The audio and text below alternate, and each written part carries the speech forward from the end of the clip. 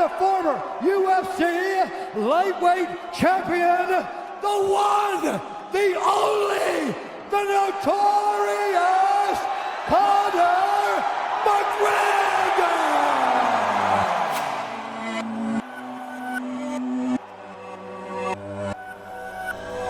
Conor McGregor, c'est premier double champion de l'UFC en détenant la ceinture des featherweight et des lightweight simultanément, une machine à pay-per-view, autrement dit la superstar de l'UFC, puisqu'il est présent à 8 reprises dans le top 10 des meilleures ventes de pay-per-view de l'organisation américaine, et c'est surtout un showman avec des punchlines dont lui seul a le secret. I came for an apology from him. I want an apology for saying my wife and kids. Suck these big artish balls! I've ridiculed everyone on the roster. I just want to say from the bottom of my heart, I'd like to take this chance to apologize to absolutely nobody. The double champ does what the fuck he wants. Oh, that looks good.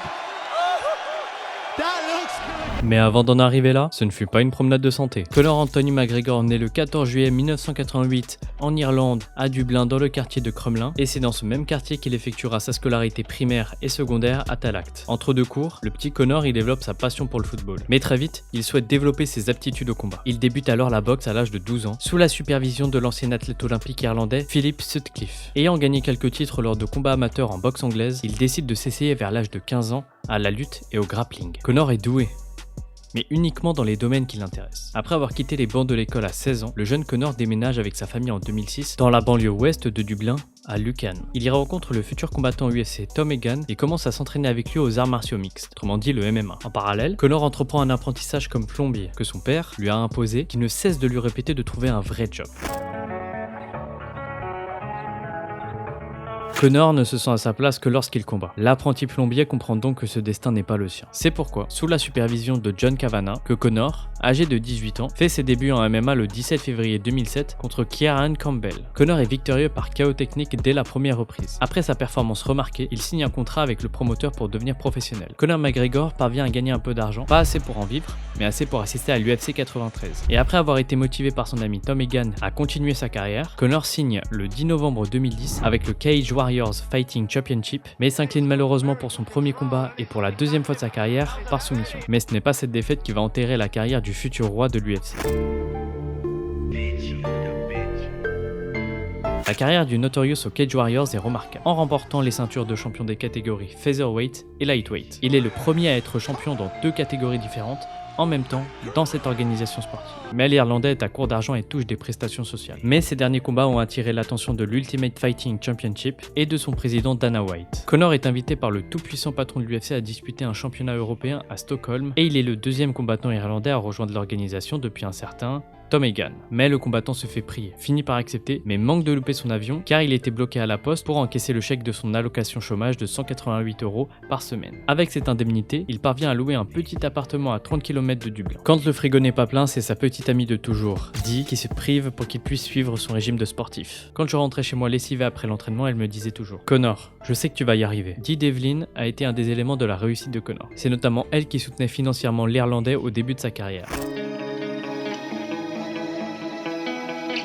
Conor fait ses débuts face à Marcus Brimage, invaincu à l'UFC. Conor McGregor remporte l'affrontement en touchant Marcus Brimage par des uppercuts précis et terminant son adversaire alors que celui-ci est au sol après seulement 1 minute et 6 secondes dès la première reprise. Sa prestation dans l'octogone lui vaut de remporter son premier bonus de 60 000 € pour le KO de la soirée.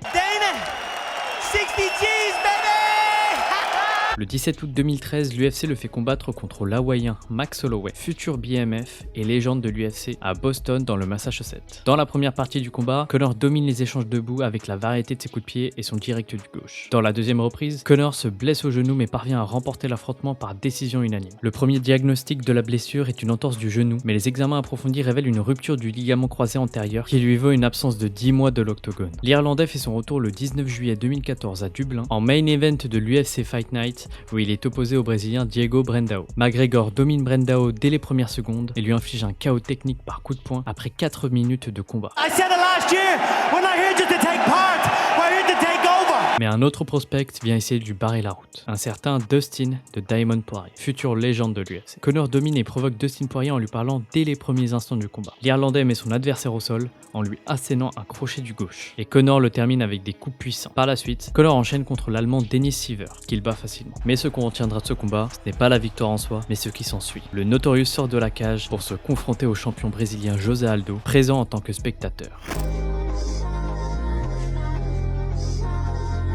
Le combat entre Conor McGregor et José Aldo ne cesse de déchaîner les foules, ne cesse de répéter qu'après ce combat, on ne retiendra qu'une seule chose. Before your career's done, will you be the UFC featherweight champion at one point? 100%. 100% I'll be the UFC featherweight champion. Malheureusement, José Aldo annonce s'être blessé à une côte à l'entraînement. S'il est confirmé dans un premier temps, c'est pourtant l'américain Chad Mendes qui est désigné comme son remplaçant dans un combat couronnant un nouveau champion intérimaire de la catégorie. Lors de ce main event, Conor McGregor est amené au sol à plusieurs reprises par son adversaire, mais remporte la victoire en fin de deuxième round avec une combinaison de coups de poing, dont un du gauche qui envoie Chad au tapis. Ce succès lui offre alors le titre intérimaire. Il ne reste plus qu'une chose à McGregor pour assouvir sa domination dans l'organisation. L'unification des titres face à José Aldo est alors programmée à l'affiche de l'UFC 194, Aldo vs McGregor, qui se tiendra le 12 décembre 2015.